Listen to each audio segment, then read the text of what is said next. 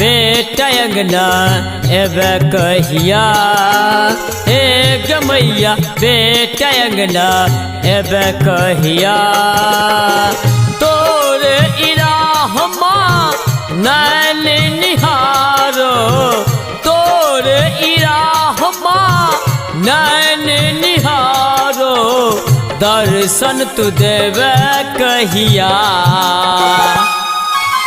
हे गे मैया बेटा अंगना एबे कहिया। हे गे मैया बेटा अंगना एबे कहिया।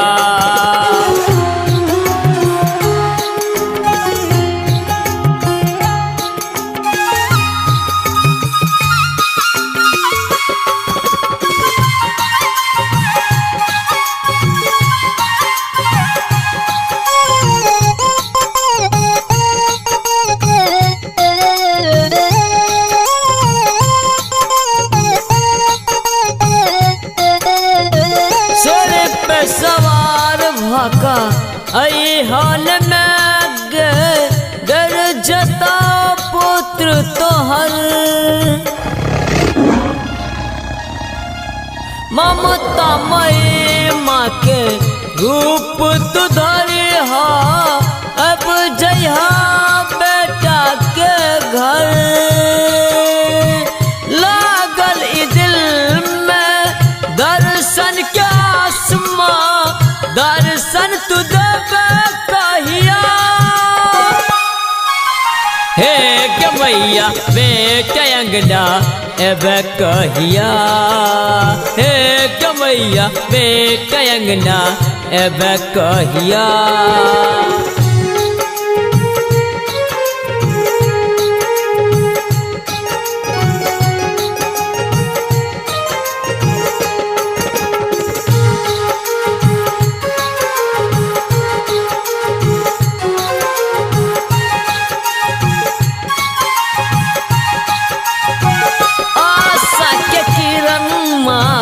दिल में जला का बात ने हर सुबह शाम। क्यों न जग में हमर सहारा, जपचियो बस तोरे नाम। माँ बेटा के रिश्ता जग सा निराला, सुन है गे मोरी मैया। हे गे मैया बेटा अंगना एबे कहिया। हे गे मैया बेटा अंगना एबे कहिया।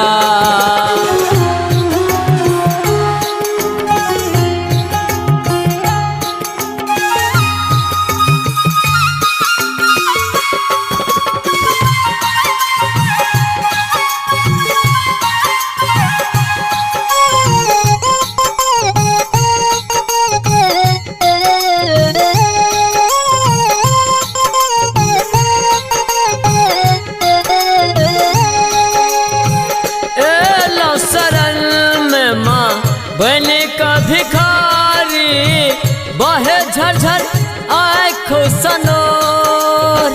रहना सुरेश के सुन लियो अरजिया, कनत कनत भगल भो। फसल माझधार में सुन ले पुकार गे, पार लगा दे नैया। हे गई मैं बेटा अंगना हे गे मैया एबे कहिया। हे गे मैया बेटा अंगना एबे कहिया। तोरे इराहमा नैन निहारो, तोरे इराहमा नैन निहारो, दर्शन तू देवे कहिया। हे गे मैया बेटा अंगना एबे कहिया। हे गे मैया बेटा अंगना एबे कहिया।